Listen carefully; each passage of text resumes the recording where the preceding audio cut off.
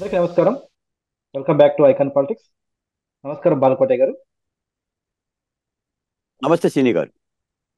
Sir, ఆ, ఇన్ని రోజులు వైసీపీలో అధికారం అనుభవించి వాళ్ళు చేసే అకృత్యాలకి, వాళ్ళు చేసే సంఘ విద్రోహ ఆ, ఆ, అది సంఘ విద్రోహ అధికారాలకి లేదా డెసిషన్స్ కి వీళ్ళు సన్నాయి నొక్కులు నొక్కి ఇప్పుడు బయటకు వచ్చి మేమేదో పతివ్రతలు మేమే తప్పు చేయలేదు అని చెప్పేసి వాళ్ళు అనుకో అని చెప్పుకోవడం, దాని ప్రతిపక్ష పార్టీలు వాళ్ళని వాళ్ళ పార్టీలు చేర్చుకోవడం.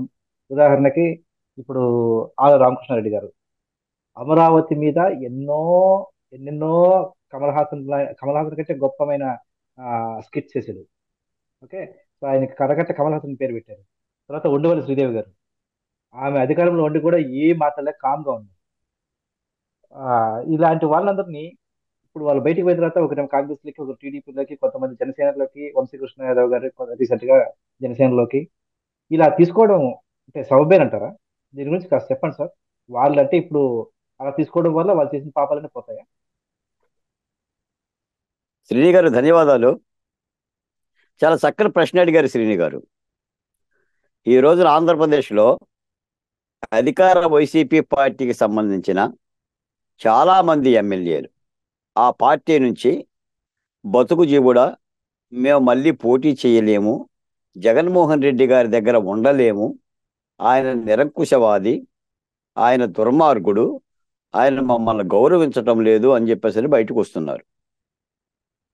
దీనిని ఆంధ్రప్రదేశ్లో ఉన్న ప్రతిపక్ష పార్టీలు,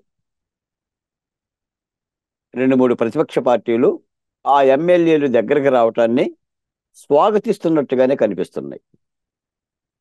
ఈ రోజున ఆళ్ళ రామకృష్ణారెడ్డి గారు, ఉండవల్లి శ్రీదేవి గారు, కోటమిరెడ్డి శ్రీధర్ రెడ్డి గారు, ఆనం రామనారాయణ రెడ్డి గారు, మొన్న వంశీకృష్ణ యాదవ్ గారు ఇత్యాది వాళ్ళందరూ కూడా వైసీపీని వదిలేశారు.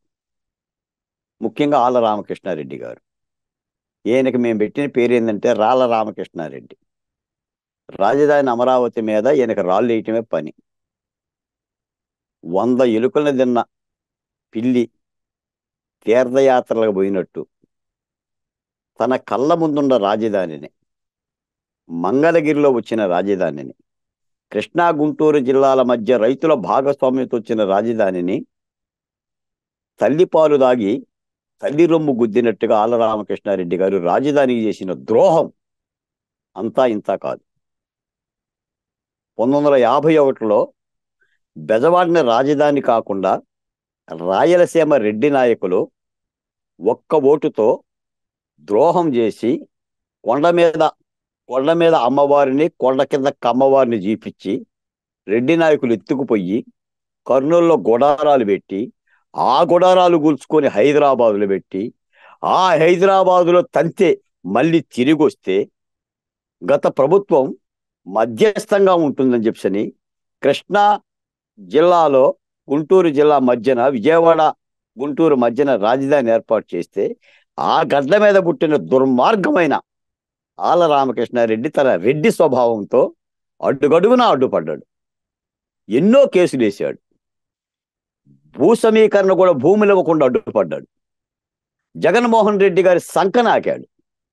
ఈయన కారణంగానే రాజధాని అమరావతి యొక్క ప్రక్రియ 2017లో మొదలయ్యి కేవలం 2 సంవత్సరాల్లో అసెంబ్లీ, సచివాలయం, హైకోర్టు, ఉద్యోగస్తుల భవనాలు, జడ్జిల నిర్మాణాలు, సీడ్ యాక్సిస్ రోడ్డు, ఇన్ని రహదారులు ఏర్పాటు చేసుకొని కాస్త తలదాచుకోవటానికి ఒక రాజధాని నిర్మించుకుంటే, మళ్ళీ ఆ రాజధాని మీద ఎన్నికలకి రావటానికి ముందు ఇదే రామకృష్ణారెడ్డి, ఆళ్ళ రామకృష్ణారెడ్డి అక్కడ రాజధాని పెన్షన్లు 2500 నుంచి 5000 పెంచుతానని, దళితులకి రైతులతో పాటు ప్లాట్లను ఎక్కువ ఇస్తానని నమ్మించి వంచి మళ్ళీ రాజధాని మీద కత్తులు దూశాడు. అసలు ఎవడైనా దగ్గరున్న అన్నం గిన్నెని దంతాడండి? మంగళగిరిలో వచ్చిన రాజధానిని, గుంటూరుకి విజయవాడలో వచ్చిన రాజధానిని ఆ గడ్డ మీద పుట్టిన ఆళ్ళ రామకృష్ణారెడ్డి తంతాడండి? అంతమంది మహిళలు వేడుస్తుంటే దాదాపు 1600 రోజులు ఉద్యమాలు చేస్తుంటే సీని గారు, మీకు రాజధానికి భూములు ఇచ్చిన గ్రామాలు 29. 29 గ్రామాల్లో తాటికొండ నియోజకవర్గం ఎస్సీ నియోజకవర్గంలో 10 గ్రామాలు, 9 గ్రామాలు మంగళగిరి నియోజకవర్గంలో. ఆయన నియోజకవర్గంలో 9 గ్రామాలు ఉన్నాయి. ఆ 9 గ్రామాల ప్రజలు దీక్షలు చేస్తున్నారు. ఏనాడైనా సరే వాళ్ళని పరామర్శించరా? ఈ రోజున తగుదునమ్మా అని చెప్పేసి నీకు మంగళగిరి సీటు ఎగ్గొట్టారని, ఎవరో గజ్జి చిరంజీవిని తెచ్చారని, జగన్మోహన్ రెడ్డి దగ్గర నేను ఉండలేనని చెప్పేసని, నేను నా సొంత డబ్బులు పెట్టేసి పనులు చేశానని, ఆ బిల్లులు రాలేదని చెప్పేసానని శరీరమ్మ గారితో పోతానంటవా? ఎవరితోనైనా పోతారు ఇటువంటి దుర్మార్గులు, ఆ ప్రాంతానికే ద్రోహం చేసిన వాళ్ళు. ఇటువంటి వాళ్ళు వస్తుంటుంటే ఆ కాంగ్రెస్ పార్టీ ఎట్లా తీసుకుంటుంది? అసలు నేను అడుగుతున్నాను, రాజధాని అమరావతి ఉద్యమకారుడిగా మంచి చెడు మీకు జగన్మోహన్ రెడ్డికి పనికిరాని ఎమ్మెల్యేలు, ఎమ్మెల్సీలు ఎలా పనికొస్తారు ప్రతిపక్ష పార్టీలకి? నా చెప్పమానండి. ఆయన చీకి పీకి వాడేసిన వస్తువు, ఆయన పాదాల దగ్గర కుక్కల్లాగా తిరిగిన నాయకులు మీకు ఎలా పనికొస్తారు? అంటే మీకు ఆంధ్రప్రదేశ్లో నాయకులు లేరా? నాయకులు సాధించుకోలేరా? మన జనసేన పార్టీలో వంశీకృష్ణ యాదవ్ ఎమ్మెల్సీ చేరాడు. ఈరోజు కూడా తెలుగుదేశం పార్టీ వైపు చాలా మంది చేరటానికి సిద్ధంగా ఉన్నారు. కొంతమంది తెలుగుదేశం నాయకులు అంటున్నారు, మాకు 40 మంది టచ్లో ఉన్నారు వైసీపీ నాయకులు, మేము పిలిస్తే వచ్చేస్తారు అని. తెచ్చుకోండి మరి, 151 మంది ఎమ్మెల్యేలను తెచ్చుకొని ఎమ్మెల్యేలుగా వాళ్ళకి సీట్లు ఇచ్చి నిలబెట్టండి, మీరే వెళ్ళకపోండి. సీని గారు, నాకు అర్థం కావడంలో మీకు అర్థం అవుతుందా ఈ పరిస్థితి? అవతల పార్టీ వాడికి 5 ఏళ్ళు సేవ చేసి అధికారాన్ని అనుభవించి ఎన్నికల తరుణంలో వాళ్ళకి సీట్లు రాక బయటకు వస్తుంటే సీని గారు మీకెలా ఉపయోగపడతాడు? అంటే ఆ పార్టీ ఎమ్మెల్యేలు ఉంటే ఈ పార్టీలు బతుకుతే ఏంటి? దీన్ని ప్రజలు దీవిస్తారా? దీన్ని ఆహ్వానిస్తారా? అంటే పరాయి కాళ్ళ మీద నిలబడటం తప్ప మీ సొంత కాళ్ళు లేవా? నేను అనకూడదు ఇలా, కానీ ప్రజలు ప్రశ్నిస్తున్నారు. ప్రజలు ప్రశ్నిస్తారు సీని గారు. ఈ రోజున జగన్మోహన్ రెడ్డి గారు చేసిన పరిపాలనా లోపాలు 55 నెలలుగా ఆంధ్ర రాష్ట్రాన్ని సంకనాకిచ్చాడు. 50 లక్షల కోట్ల రూపాయల అమరావతిని అడవి కాసిన వెన్నెల చేశాడు. 1600 రోజులు మహిళలు చేసిన, రైతులు చేసిన, దళిత బహుజన కులాలు చేసిన ఉద్యమాన్ని అరాచకం చేశాడు. పోలీసు పరిపాలన చేశారు. రాజధానిలో కట్లపాములు, తాచుపాములు పెంచేలా చేశాడు. వీళ్ళందరూ భాగస్వాములు కాదా? కృష్ణా, గుంటూరు, ప్రకాశం, ఉభయ గోదావరి జిల్లాల్లో వైసీపీ ఎమ్మెల్యేలు 3 రాజధానులు కావాలని చెప్పిన జగన్మోహన్ రెడ్డి గారి మూర్ఖపు విధానానికి పింగుటియాలేసుకొని పోగలేదా? వీళ్ళు చేసిన భాగవతం ఏంటి? ఇలా పరిశుద్ధాత్మలా, పోనీ గాంధేయవాదులా? జగన్మోహన్ రెడ్డి గారి నిర్ణయాన్ని ధిక్కరించి వచ్చారా? ధిక్కరించి వస్తే దాన్ని కాస్త భావించవచ్చు. ఆనం రామనారాయణ రెడ్డి గారి లాగా, శ్రీధర్ రెడ్డి గారిలాగా కాస్త ముందుగానే ధిక్కరించి వస్తే పర్వాలా. ఇప్పుడు ఎన్నికల క్రతువులో కూడా వస్తూ ఉంటుంటే ప్రతిపక్ష పార్టీలు ఎలా తీసుకుంటాయి? తీసుకోవడం వల్ల నేలకు వచ్చే లాభం ఏంటి? ఈ రోజున సీని గారు, అధికార పార్టీ ముఖ్యంగా జగన్మోహన్ రెడ్డి గారు చేసిన తప్పిదాల కారణంగానే ఆ ప్రభుత్వం కుదేలైంది. ఆయన విధానాలు ప్రజలకు అర్థమైంది, ప్రజల నుంచి వ్యతిరేకత వస్తుంది. అంగన్వాడీ టీచర్లు ఎగబడుతున్నారండి, తొడగొడుతున్నారండి. ఎమ్మెల్యేలు పారిపోతున్నారు. రాష్ట్రంలో అన్ని సామాజిక వర్గాలు రహదారుల మీదకి వచ్చినాయి. ఫ్యాన్ గుర్తుకి ఓటేసేవాడు కనిపించట్లా. వీళ్ళ భవిష్యత్తు బస్టాండ్ అవుతుందని చెప్పేసి అర్థమైపోయింది. కాబట్టి బయటకు వచ్చేస్తున్నారు. ఆయన కూడా ఏం చేస్తున్నాడు? ఏ చిట్టాలు పట్టుకొని నేనేదో సర్వే చేశా, నువ్వు గెలవో, వాడు గెలవడో, ఈడు గెలవడు అని చెప్పేసి కొత్త వాళ్ళకి ఇస్తున్నారు. ఒక ఎమ్మెల్యే సీటుకి వేలం పాటలు పెట్టారు, ఎంపీ సీటుకి వేలం పాటలు పెట్టారు. ఒక్కొక్క ఎమ్మెల్యే సీటు 30 కోట్లంట, ఎంపీ సీటు 120 కోట్లంట. 30 కోట్లు 120 కోట్లు పెట్టి వీళ్ళు గెలిచి జగన్మోహన్ రెడ్డి గారిని ముఖ్యమంత్రిని చేయాలి. మరి మొన్నటిదాకా ముఖ్యమంత్రి గారు ఏం చెప్పారు? నా బొమ్మ చూసి ఓట్లేస్తారు, మీ బొమ్మలేం అక్కర్లేదని చెప్పి చెప్పిండు. మరి ఇప్పుడు ఎందుకన్నాడు? జగనన్నే మీ భవిష్యత్తు అన్నావు కదా, జగనన్నే మీ నమ్మకం అన్నావు కదా, గోడలకి స్టిక్కర్లు వేసివు కదా, ముఖాలకు రంగులేసివు కదా, కార్యాలయాలకు రంగులేసివు కదా. ఇన్ని చేసిన తర్వాత నీ ఫోటో పెట్టుకొని పోతారు కదా. నీ ఫోటోనే పెట్టుకొని పోతారు కదా, ఎమ్మెల్యేల సీట్లను తీస్తున్నావు. కాబట్టి ఆంధ్రప్రదేశ్ రాజకీయం, నేను ఒక మాట చెప్తాను సార్, యుద్ధ కాలంలో ఈ రోజున ప్రభుత్వ వ్యతిరేకతనే పూర్తి స్థాయిలో ప్రతిపక్ష పార్టీలు, అది తెలుగుదేశం అయినా జనసేన అయినా వాడుకోగలగాలి. మళ్ళీ చెప్తున్నా రాజధాని ఉద్యమంలో కానీ, విశాఖ ఉక్కు ఉద్యమంలో కానీ, ముఖ్యంగా మా దళిత బహుజన కులాల యొక్క ఉద్యమంలో వినిపించిన స్వరాలకి, పోరాడిన గొంతుకలకి ఆహ్వానం పలకాలి. ఎలా పడితే అలా రాజకీయాలు చేద్దామంటే ప్రజల దగ్గరకు తీసుకోరు. ఆ పార్టీల వాళ్ళు తెచ్చుకుందాం, ఈ పార్టీల వాళ్ళు తెచ్చుకుందాం అంటే మీ దగ్గర ఉన్న ఇజ్జత్ పోతుంది. మీకు బలం లేదని అర్థమవుతుంది. ప్రజలు విశ్వసనీయతగా పట్టం కడతారు. ముందు నమ్మకం కావాలి. 2019లో మనం ఏం కోల్పోయాం, ఎందుకు కోల్పోయాం, ప్రజలకు ఎందుకు దూరం అయ్యాం అనేది సమీక్షించుకోగలగాలి. ఈ మాటలు చెప్తేనే తప్పు వస్తుంది, చెప్పకపోతేనే నష్టం జరుగుతుంది. మరో మారు కనుక వైసీపీ పార్టీ అధికారంలోకి వస్తే ఆంధ్రప్రదేశ్లో ఏడవటానికి కన్నీళ్లు కూడా మిగలవు. బిడ్డలు ఎప్పుడే ఆంధ్ర రాష్ట్రం వదిలేసి పక్క రాష్ట్రాలు పారిపోతున్నారు. నాకు హైదరాబాద్లో ఎంతో మంది నా దళిత బిడ్డలు, దళిత సోదరులు, కమ్మ సామాజిక వర్గం, రెడ్డి సామాజిక వర్గం, తెలుగుదేశం పార్టీ కార్యకర్తలు, అన్నా బాలకొండ అన్న, రేపు ప్రభుత్వం మారిపోతేనే కానీ మేము ఇళ్ళకి వెళ్ళాలి, అమ్మను చూసుకునే అవకాశం ఉంటుంది, నాన్న పలకరించుకునే అవకాశం ఉంటుంది, మా ఊరు చూసుకునే అవకాశం ఉంటుంది. పారిపోయి వచ్చామన్న పోలీసుల దెబ్బలకి నా మీద 20 కేసులు పెట్టారు, 30 కేసులు పెట్టారు, వేధిస్తున్నారు, కనిపిస్తే చంపేస్తామంటున్నారు.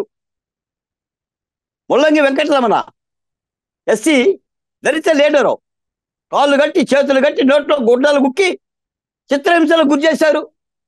పుంగనూరు అల్లర్ల కేసులో అతను అరెస్ట్ చేయడానికి 100 మంది వెళ్ళారు హైదరాబాదు.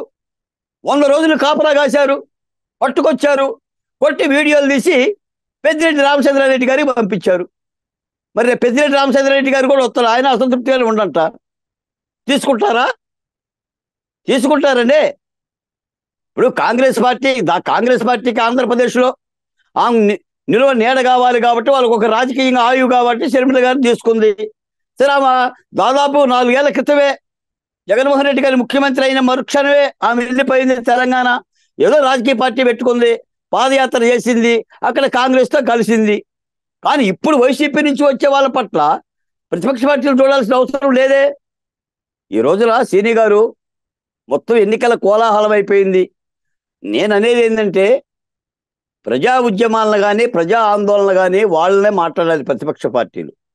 ఏదో 4 డబ్బులు ఉన్నాయి కదా అని చెప్పి వాడు వస్తున్నాడు, ఈడొస్తున్నాడు అని చెప్పి డబ్బులు చూసి సీట్లు ఇచ్చినా, డబ్బుతో రాజకీయం చేసినా నాకు తెలిసైతే పెద్దగా ఫలితాలు ఉండవు. నేనేం పూర్తిగా డబ్బు కావద్దు, అక్కర్లేదని నేను అన్నగాని, కానీ డబ్బే ప్రామాణికం కాదు. ఒక విశ్వాసం ఉండాలి. ఈ రాష్ట్రంలో 4 ఏళ్లుగా రాష్ట్ర ప్రభుత్వం మీద, ముఖ్యంగా ముఖ్యమంత్రి జగన్మోహన్ రెడ్డి ప్రభుత్వం మీద తెగబడి పోరాడాం. ప్రాణాలు పణం పెట్టి పోరాడాం. అలాంటి ప్రాణాల పణం పెట్టిన నాయకుల్ని ప్రతిపక్ష పార్టీలు గుర్తించకపోతే ఎలా, వాళ్ళని ఆశీర్వదించకపోతే ఎలా? రేపొద్దున రాజధాని అమరావతి మళ్ళీ బాగుపడాలంటే అమరావతి పొత్తిల నుంచి పుట్టిన ఉద్యమకారులు అవసరం లేదా? 1600 రోజులు సార్ సీని గారు మేము పడ్డ కష్టాలు, ఎండలో ఎండాం, వానకు తడిచాం, అరిచాం, హౌస్ అరెస్టులు చేశారు, కేసులు పెట్టారు, కొట్టారు, తిట్టారు, నిందలేశారు. ఎంతమంది ఇన్ని చెరలబడ్డ ఆ ఉద్యమాల దగ్గర నుంచేసి ప్రతిపక్ష పార్టీలు దగ్గర తీసుకుపోతే, గౌరవించకపోతే, ఈ ఉద్యమం నుంచి పలానా వ్యక్తిని మేము గౌరవించాలని ప్రకటించకపోతే విశ్వసనీయత ఎలా ఉంటుందండి? డబ్బే కావాలంటే దానికి ప్రజలు ఎందుకు? ఆదాని గారి పిల్లలకో, టాటా గారి పిల్లలకో ఎమ్మెల్యే సీట్లు ఇచ్చేసుకోవచ్చు. హ్యాపీగా వాళ్ళే పోటీ చేస్తారు కదా. ప్రజలు ఎందుకు డబ్బుతోనే రాజకీయాలు చేయాలనుకుంటే, ఇప్పుడు జగన్మోహన్ రెడ్డి గారు చేస్తున్న పని కూడా అదే. అన్ని కోట్లు అని కోట్లు ఇస్తే సరిపోతుందా? రాష్ట్రం నాశనం అయ్యింది. మళ్ళీ పొరపాటు కనుక జరిగితే, రాజకీయ చారిత్రక లోపాలు జరిగితే ఈ రాష్ట్రాన్ని ఎలా ఉంటుందో కూడా ఊహించుకోవడానికి కూడా భయం వేస్తుంది. నాకు తిరిగి జగన్మోహన్ రెడ్డి మరోమారు అధికారంలోకి వస్తే అనే మాట నాకు అనుభూతి కావడంలా. అలాంటి ఆ మాట ఎక్కడ అనాల్సి వస్తుందని చెప్పి భయం వేస్తుంది. ప్రతిపక్ష పార్టీలు క్రింది స్థాయిలో ప్రజలకు చేరువయ్యే విధంగా పని విధానం ఉండాలి. మేము చెప్పాం, దళితుల ప్రణాళిక పెట్టాలి, దళిత త్రిదళ పత్రం అని చెప్పి ఇచ్చాం, ఉమ్మడి మేనిఫెస్టోలో పెట్టమని. ఏం పరిశీలించారో ఏమో నాకు తెలియదు. మరి ఏమన్నా అంటరాని రోగం ఏమన్నా అంటుకుంటుందో ఏమో మరి, మా ఓటోల మీద చెయ్యేస్తే, బుధం మీద చెయ్యేస్తే ఏమన్నా అంటరాని పెనుమంటలు అంటుకుంటాయో ఏమో మరి. ఎందుకు భయపడుతున్నారో తెలియదు. కానీ రాష్ట్రం సంకనాగిపోతుంది. రాజకీయ పార్టీలకు ఏమవుతుంది శ్రీని గారు? 2024 ఎన్నికలు కాబట్టి 2029, 2029 కాబట్టి 2034. ఏమవుతుంది రాజకీయ పార్టీలకి? ప్రజలకు కదా జరిగే అన్యాయం, ప్రజలు కదా నాశనం అయ్యేది, రాష్ట్రం కదా, 5.5 కోట్ల మంది ప్రజలు కదా. రాజకీయ తప్పిదాలు జరిగితే దాని మూల్యం ఎవరు చెల్లిస్తారు? ప్రజలు చెల్లిస్తారు. 60,000 కేసులు, 60,000 మంది మీద తెలుగుదేశం పార్టీ కార్యకర్తల మీద కేసులు పెట్టారు. నాయకుల మీద కాదు, తెలుగుదేశం పార్టీ కార్యకర్తల మీద 60,000 మంది మీద. నా దళిత సహోదరులు, ఎస్టీలు, బీసీలు, మైనార్టీలు 1,001 మంది చనిపోయారు. డాక్టర్ సుధాకర్ చనిపోయాడు, డ్రైవర్ అచ్చన్న చనిపోయాడు, డ్రైవర్ సుబ్రహ్మణ్యం చనిపోయాడు, వజీరా, అబ్దుల్ సలాం, నంద్యాల నాగమ్మ, గుంటూరు బుక్కేరమ్మ, అంగన్వాడి నూకానమ్మ. ఈ మరణాలకు ఎవరు పరిష్కారాలు చెప్తారండి? ఆ ఉద్యమాలకు సంబంధించిన వాళ్ళకి ప్రాతినిధ్యం కల్పించకపోతే, చట్టసభలో వాళ్ళని గౌరవించకపోతే ఎవరు చెప్తారు? ఏ నాయకులు చెప్తారు? కాబట్టి ఈ రోజున ప్రభుత్వ వ్యతిరేకత ఎంత వేగంగా ఉందో ఆ వేగాన్ని అదిం పట్టుకోవటానికి ప్రజా ఉద్యమాలతో కలిసి ఉండాలి. ప్రతిపక్ష పార్టీలు అప్రమత్తంగా ఉండాలి. ఏదో మనం గెలిచేసాం, జగన్మోహన్ రెడ్డి గారి తప్పు మీద తప్పు ఆయనే చేసి ఆయనే తుడిచిపెట్టుకుపోతాడు, ఆయన ఓడిపోతాడు అని కాదు. ప్రజలకు మన దగ్గర అవ్వాలి. మన బలానికి అధికార పార్టీ చేసిన బలహీనతలు తోడవ్వాలి. అది మరింత బలం అవ్వాలని చెప్పిన దిశగా ఉండాలి. ఏదైనా సరే ఈ రాష్ట్రంలో ప్రభుత్వ వ్యతిరేకత విపరీతంగా ఉంది శ్రీని గారు. దాన్ని ప్రతిపక్ష పార్టీలు సద్వినియోగం చేసుకోగలగాలి. నేను ఇంకో మాట కూడా చెప్తా ఈ సందర్భంగా. తెలంగాణ ఎన్నికల్లో బీఆర్ఎస్ పార్టీకి కాంగ్రెస్ పార్టీకి మధ్య వ్యత్యాసం 4 అసెంబ్లీ స్థానాలే. 4 అసెంబ్లీ స్థానాలే. వీర ప్రగల్భాలు పలికిన హైదరాబాద్ వాళ్ళందరూ కూడా దాదాపు 18 అసెంబ్లీ నియోజకవర్గాల్లో బీఆర్ఎస్కే ఓట్లేశారు. ఈ రోజున నల్గొండ, ఖమ్మం లాంటి పల్లె జనం కనుక లేకపోతే తెలంగాణలో మార్పు వచ్చేది కాదు, కాంగ్రెస్ పార్టీకి అధికారం వచ్చేది కాదు. ఏదైనా పల్లె జనమే న్యాయ నిర్ణేతలు, చదువుకున్నోళ్ళు, 4 మాటలు నేర్చుకున్నోళ్ళు, ఓ సాఫ్ట్వేర్ ఇంజనీర్లు, వాళ్ళు కాదు డిసైడింగ్ పర్సన్స్. ఒక కామన్ మ్యాను, ఒక రైతు, ఒక కూలి, ఒక డ్వాక్రా మహిళ, ఒక అంగన్వాడీ కార్యకర్త, ఒక బీదా సాదా, ఒక ఎస్సీ, ఒక ఎస్టీ, ఒక బీసీ, ఒక మైనార్టీ. జగన్మోహన్ రెడ్డి అది చెప్తుంది ఇదే. మీరు ఆ కులాల దగ్గరికి వెళ్ళాలని చెప్తే మేము ఎన్నోసార్లు చెప్తున్నాం. తప్పనిసరిగా ప్రతిపక్ష పార్టీలు ఆ దిశగా ఆలోచించాలి, అప్రమత్తంగా ఉండాలి. ఈ రోజున ఆయన పార్టీలో వచ్చే ఎమ్మెల్యేలందరికీ మీరే మంగళహారతలు ఇవ్వనక్కర్లా. దోపదేప నైవేద్యాలు పెట్టి మీకెందుకు ఇవ్వటం? వాళ్ళంతా పాపాల భైరవులు. తిన్నారు, ఇసుకు తిన్నారు, మట్టి తిన్నారు, మద్యం తిన్నారు, సంపాదించారు కోట్లు జగన్మోహన్ రెడ్డి గారి దగ్గర. వాళ్ళకేదో చెడింది వ్యాపారం, వాళ్ళ బతుకే వాళ్ళు బతుకుతారు. అందుకని వాళ్ళని ఏదైనా తీసుకున్నా కూడా వాళ్ళకేదో ప్రాతినిధ్యం కల్పించే విధంగా, వాళ్ళకి మళ్ళీ ఏదో సీట్లు ఇచ్చి గౌరవించే విధంగా కనుక ప్రతిపక్ష పార్టీలు కనుక అలాంటి ఎత్తుగడలు ఇస్తే మాత్రం మళ్ళీ ప్రతిపక్ష పార్టీలకే నష్టం. ప్రజలు చూస్తారు, నిన్న ఈ పార్టీలో ఉన్నవాడు ఈ పార్టీలోకి ఎందుకు వచ్చాడు? అక్కడ చెత్త అయినప్పుడు నీ పార్టీలోకి వచ్చినా చెత్తే అవుతాడు, వాడు బంగారమే అవ్వడు.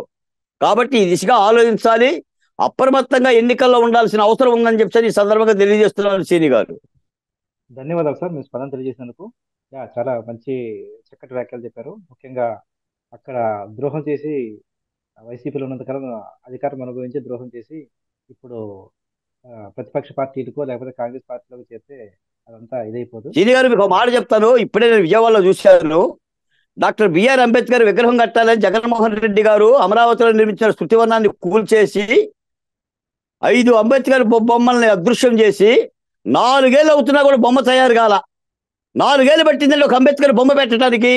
కానీ రాజధానికి ఎందుకు పూర్తి చేయలేదని చెప్పి వైకాపా నాయకులు ప్రశ్నిస్తున్నారు గత ప్రభుత్వాన్ని కానీ చంద్రబాబు నాయుడు గారిని కానీ. 2 ఏళ్లలో అమరావతి పూర్తయింది. 2 సంవత్సరాల్లో సచివాలయం వచ్చింది, అసెంబ్లీ వచ్చింది, హైకోర్టు వచ్చింది, సీడ్ యాక్సెస్ రోడ్లు వచ్చింది, ప్రభుత్వ కార్యాలయాలు వచ్చినాయి, సమస్త ప్రభుత్వ యంత్రాంగం మొత్తం కూడా అక్కడ కూర్చుంది. ఒక బొమ్మని పెట్టడానికి నీకు 4 ఏళ్ళు పట్టింది. చూడండి ఎన్ని అబద్ధాలు చెప్తున్నారా వీళ్ళు.